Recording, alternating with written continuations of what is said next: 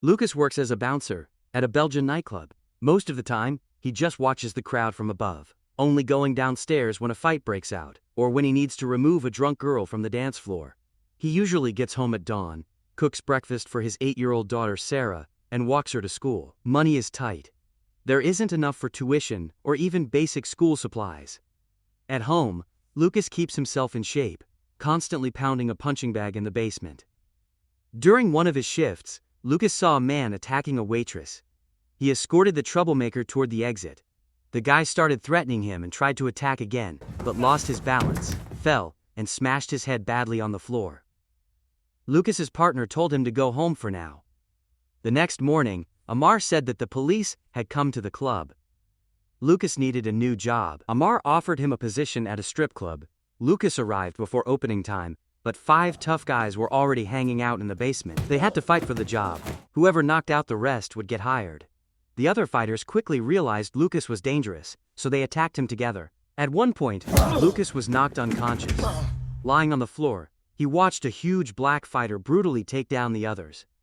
Gathering his strength, Lucas got back on his feet. The giant was already exhausted from chasing an older man around the basement. Lucas started kicking him in the body, and when the brute collapsed, he finished him with a chokehold. At last, the big man passed out. Lucas was the only one still standing. He had proven his skills and got the job. Sarah worried about her dad, but at least Lucas could finally pay for her school. As he left the building, police officers were waiting for him. They took Lucas to the station, where Maxim informed him that he had assaulted the son of a European Union official. Lucas said he hadn't touched him, but the man had died anyway. Maxim promised to get Lucas out of trouble, but only if Lucas returned the favor. The strip club Lucas now worked at belonged to Jan Dekkers, a man involved in producing counterfeit money. Lucas would have to inform on Jan, or spend the rest of his life behind bars. During his first shift, Lucas noticed a blonde woman who spent the entire evening drinking while waiting for John. The guard was ordered to drive her to a hotel and make sure nothing happened to her. On the way, the girl kicked off her shoes and yelled at Lucas to leave her alone. After work, Lucas was told to get into Jan's car. The club manager immediately pressed a knife to his throat. They wanted to know who Lucas really was. On Lucas's phone, there was only one contact saved. Hello? Hello, Papa? Lucas admitted that he had once worked as a bodyguard in South Africa, but after his wife was killed, he returned to Belgium. Jan decided to keep Lucas close so he could get used to things. He met with a middleman and learned that the Dutch no longer wanted to do business with him. Jan decided he could trust the new guard and openly discussed his operations in front of Lucas. And to make sure Lucas didn't get any dangerous ideas, Jan casually brought up Lucas's daughter. Sarah is the only person Lucas truly has. Now the gangsters know where he lives and are keeping him under surveillance. Lucas told the cop about the middleman, but that wasn't enough. He was told to dig deeper. The blonde woman's name was Lisa, and she was also involved in counterfeiting money. Just then, Jan called and ordered Lucas to pick Lisa up from the hotel. Lisa told him to stop near a warehouse and got out. Lucas was then instructed to drive to another address, once again with his daughter sitting in the back seat. He wasn't even given the chance to take Sarah home. Jan was waiting for the newcomer at a farm. Lucas went inside to collect a bag from Gert, but suddenly, he heard his daughter scream. Jan had kidnapped Sarah and driven off with her. Gert pulled a gun on Lucas, but Lucas easily disarmed him. Do it if you don't want to see your daughter again. Lucas was now forced into a dangerous job. Together with Gert, he had to kidnap a chemist who cooked high-quality crack and hand him over to the Dutch. Only then would they agree to work with Jan. Gert wanted to storm the place and shoot everyone, but Lucas had a better plan. He ordered Gert to stay in the car and entered the house through the basement. The chained dog didn't scare him. Lucas moved quietly through the building, avoiding attention and checking one room after another. Eventually, he found the lab. He aimed his gun at the chemist and knocked out the assistant. Lucas led the hostage toward the exit, keeping him in front. The gunfire started immediately. The chemist tried to escape, but Lucas slammed him hard into a wall. He wasn't there to kill anyone, so he let the man with the shotgun run away. Lucas shoved the target into the car and immediately pointed his gun at Gert, demanding to know where his daughter was. Sarah was being watched at a hotel by the same blonde woman. The girl didn't even seem to realize she'd been kidnapped.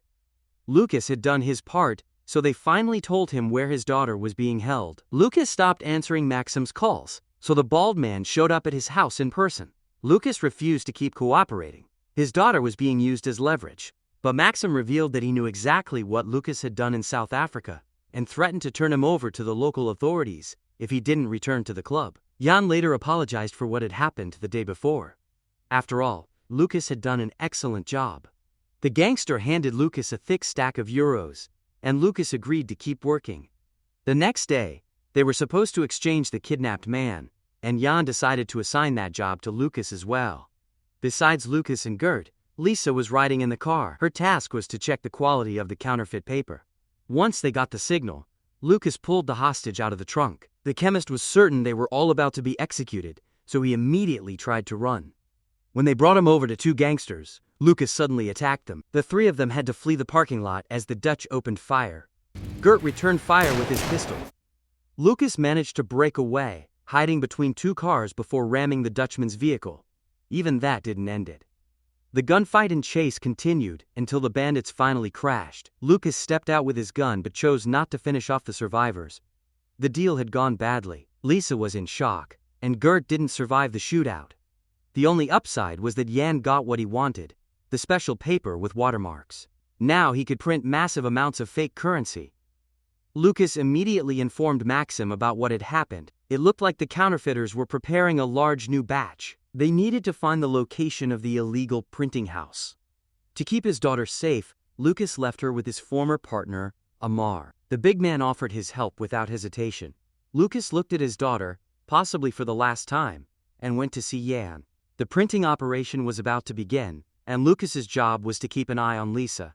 She still hadn't fully recovered from the shootout. Lucas warned her that she would end up just like Gert if she didn't quit.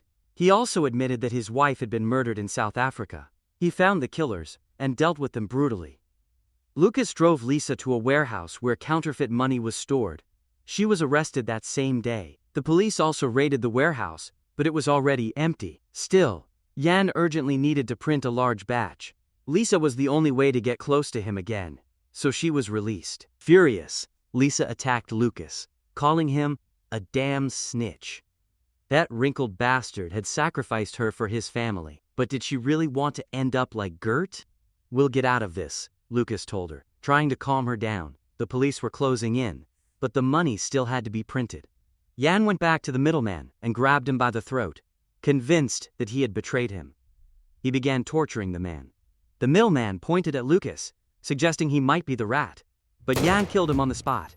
Lucas had done too much dirty work to be a traitor. Lucas called his daughter and lied, telling her he had to leave for a long time. In truth, he was about to risk his life one last time. That's how Lucas ended up at the printing house. Lisa was already there, officially released due to lack of evidence. When the batch was finally printed, Lucas stepped outside. Police cars arrived. Acting as if nothing was wrong, Lucas returned and placed the bag of money in the trunk. Jan noticed that the police were aiming their weapons only at him and immediately understood. Lucas had been the rat all along. He shot Lucas and then calmly dropped to his knees. Without hesitation, Maxim executed Jan. He then walked over to Lisa and shot her as well. It seemed the corrupt cops had secured themselves a lifetime fortune. Maxim was the last to leave the warehouse. He intended to finish Lucas off, but Lucas kicked his leg out from under him. A fight broke out over the gun. Maxim called for help, but Lucas got to him first. Lucas beat the bastard to death and once again pretended to be dead. When Maxim's men arrived, Lucas shot them too. The last one, Vadila, tried to escape, but Lucas took him down with a precise shot. Lucas returned to the warehouse and looked at Lisa. He had set her up and condemned her to die. With great effort, Lucas got behind the wheel. He had lost too much blood. He looked at a photo of his family and made one last call to his daughter. Hello, Papa? J'arrive.